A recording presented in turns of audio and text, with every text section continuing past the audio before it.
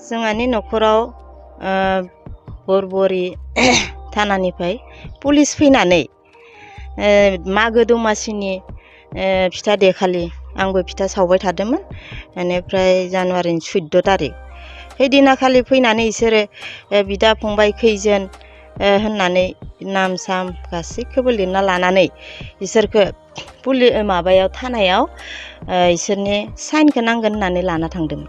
बे लांनायनि जाहोना जाबाय बिनानावा NDFB-याव दङमोन सिगाङो।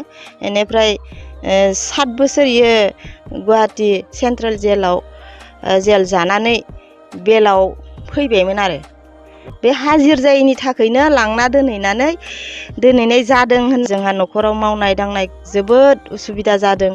मानो होनना बुङोबा जों बेसर आबाद मावनाय दङ जोंहा 10 बिगा, आलु आबाद मावनाय दङ आधा बिगा। बेफोरखौ जोङो बोखांनानै फाननायनि बाथ्रा दोङो। फारसेखै न'खराव मोसौ मोसा दङ, बेफोरखौबो सामलायनांगौ। गथ' फरायनाय दोङो, बेफोर दा आनजाद सोलिगासिनो दोङो। बेफोरनि थाखाय जोंहा बिराद उसुबिदा। बेखायनो मोजाङै मोजां सरकारा जोंनो दुखि गैयि मानसिखौ हगार हरोबा जों मोजां मोनगौमोन आरो।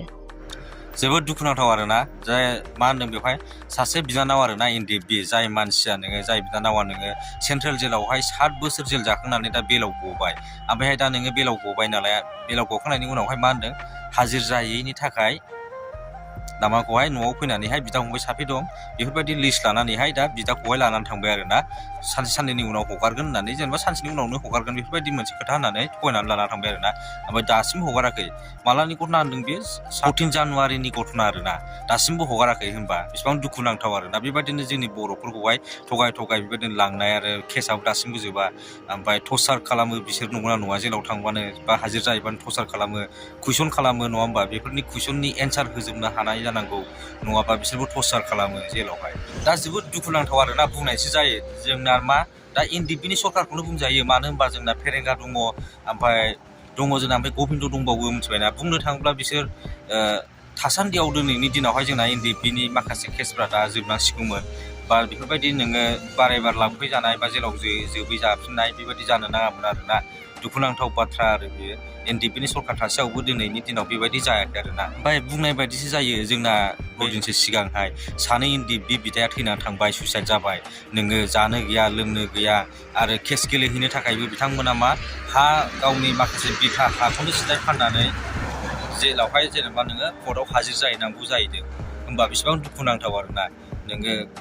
कर्टआव हाजिर जाहैनो थाखायनो बिसिनाव फैसा गैया, केसआबो लकालाव गैया बिसिना। दा जोबोद दुखुनांथाव आरोना। हौवाफोरनि केसआथ' जोबखायाखिसै, आरो लोगोसे नैबे हिनजाव मानसि बिनानावा 7 बोसोर जेल जाखांनायनि उनावबो ओमफ्राय बेलाव फैनानैबो बेबायदि लेंहरजाबाय थानाय हिनजाव मानसि, जेनेबा माबायदि कुइसन खालामो बा माबायदि बेबहार खालामो हिनजाव मानसिफोरजों, बेखौथ' जोङो हमदांनो हाला, गावसो खिथानो रोंसिगोन। दा बेफोरबायदि टाइमावबो जुदि केसखौहाय फोजोबनानै होआबा, हिनजाव मानसिनि केसखौनो फोजोबनानै होआबा, हौवाफोरनि जोबखायाखिसै। जायबा जाय लाजिनानै बा उखैनानै जेनेबा खामायनाय गैला, दामायनाय गैला, खामानि गैला, हा हु फाननानै केस गेलेबाय थानाय, बेफोरबायदि डिप्रेसन जानानैहाय सुइसाइड जालाबायदों आरोना। 2 साथाम जोंना NDFB आदामोनहा सुइसाइड जाखांबाय बावैसो। आरो दा नै हिनजाव मानसिनि केसआबो बेबायदिनो। आरो हिनजावखौ मोनैयावहाय बिनानावखौ मोनैयाव जुदि बिदाखौ थिखांना लांनाय, आरो जाय बिदाखौ थिखांना लांदों बेनाबो न'खर दङ, बिसि दं, फिसा दङ। दा बेसेबां दुखुनांथाव आरोना। गरिब न'खरनि मानसिफ्रा बेबायदि जुदि कर्टआवहाय, थानायाव, जेलाव बेबायदि थांलाय फैलाय खालामनायाव जुदि फैसा गारबाय थानांगौबा बेसेबां दुखुनांथाव। दासिम जिखुनु आं बारा बुंनो सानला आरोना। दिनैनि भिडिअ'आ एसेनोसै। बाय।